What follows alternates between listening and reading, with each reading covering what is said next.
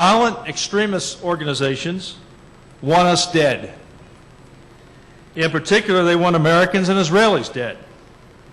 And these violent extremist organizations are dangerous, they're very adaptive, they're complex, and in many cases, they're entrepreneurial actors. They use asymmetric means in a tactical manner that has strategic outcomes in today's global information environment. They use the internet probably better than we do. They use their use of information for influence as a weapon is extraordinary. If you watch an explosion of an improvised explosive device, an IED, you'll notice when it's put on TV, on television, it is almost always perfectly framed in the screen of the television. That is because the explosion itself, the death of a soldier, as an example, destruction of a military vehicle, only supports the image that is portrayed on television, which has more of an influence. It's a more powerful effect. They use civilians on a battlefield as shields, challenging rules of engagement and feeding the media. The Hezbollah, as an example, is a terrorist organization. It's a political entity. It's a small army. In some cases, the army is more powerful than neighboring states. It's a nonprofit organization. And it's also a for-profit organization with construction, hospitals, and the other means of influence that they can apply. A very tough enemy indeed to challenge.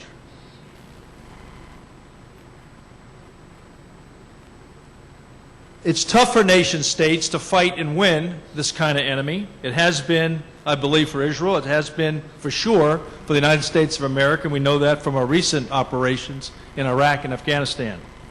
Even the most successful war, we know, yields imperfect results. There are civilian deaths. There are second and third order effects. Some are good, some are not so good. Western states are narrowing their parameters on what is permissible in warfare, while our enemy is expanding what they believe is permissible in warfare. We are somewhat afraid of information warfare ourselves, the influence of operations. The enemy is not.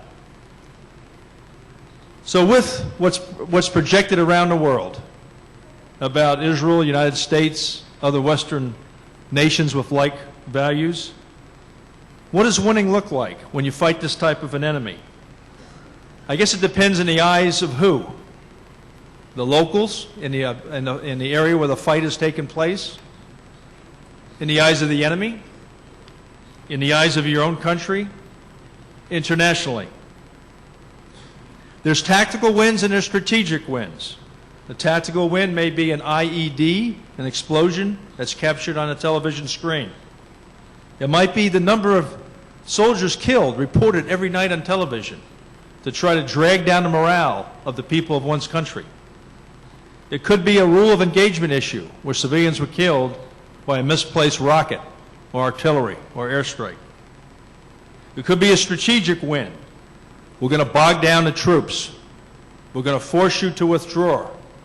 We're going to cause you to spend much of your national treasure in lives and money to continue this fight. And it may be the international image of winning or losing that eventually causes the political leaders to make the decision. We know we need our own national public support when we do a fight and to continue a war. And so what constitutes winning to our own people is probably the most important aspect. If the rule of law is a guiding principle of national security for a nation, which it is for my own nation, then as General Rupert Smith, a British general, once said, I believe in Afghanistan, to operate tactically outside the law is an attack on one's own war aim. So it can't be taken lightly. It's tough at times for the military and the government leaders to handle this kind of situation. So I'd like to leave you with a few recommendations or lessons learned on the way ahead. First, it is important to understand the nature, the influential power of the media. They can determine quite often the outcome of a war. of a conflict, of an engagement. The power of perception, whether it's true or not, the power of perception. Napoleon once stated, "I fear 4 newspapers more than I do 1,000 bayonets." Now think about how long ago that was, but it's quite true. Now I would say that I would not pick the power of a newspaper or a particular television program over 1,000 bayonets or an armored division or a battalion of attack helicopters at times, but I think you have to balance the power of both the media and the weaponry of a nation that's applying it in a conflict.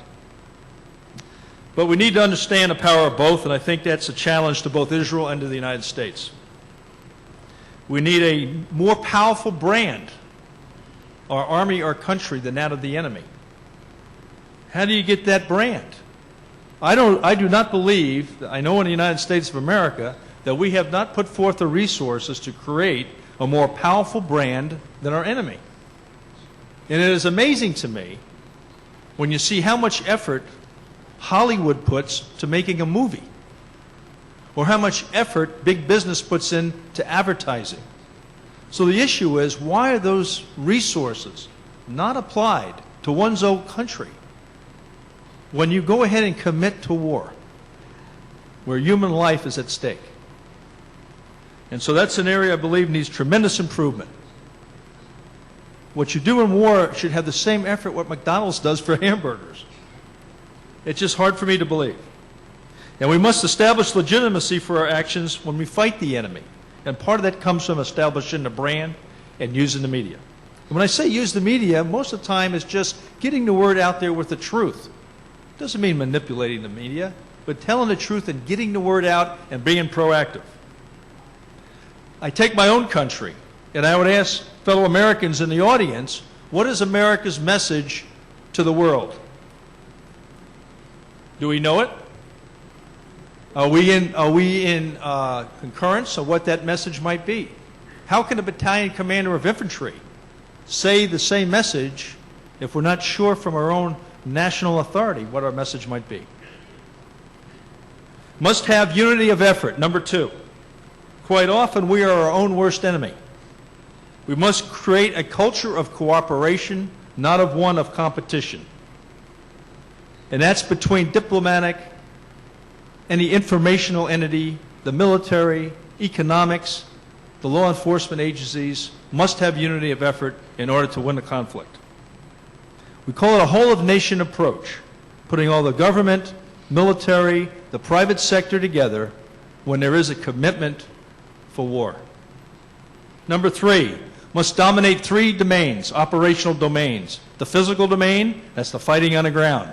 The organizational domain, that means bringing the government, the military, and everybody together in a proper organization with allies when you prosecute a war. And the 3rd domain is the moral domain, the morale, the will, the influence, legitimacy of conflict. Number 4, must have a more powerful network than that of the enemy. What I mean by a network, if you're a terrorist organization and you're networked into a sponsor country, into arms dealers, into drug dealers, into other surrogates, into local politics, tied into nonprofits, tied into businesses, tied into the local population, is your network more powerful than that of the enemy?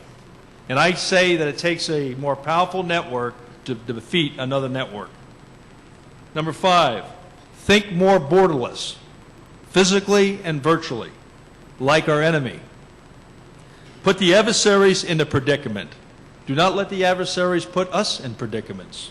Go after their seams, their gaps. Go after them in the dark places. Use surrogates as they use surrogates against us. Number 6, train our leaders. Train our leaders to understand irregular warfare, non-conventional warfare, counterterrorism, a non-traditional mindset, not a linear mindset. And finally, number 7, no matter what, the greatest crime for a leader is to lose. The greatest crime is to lose. Thank you.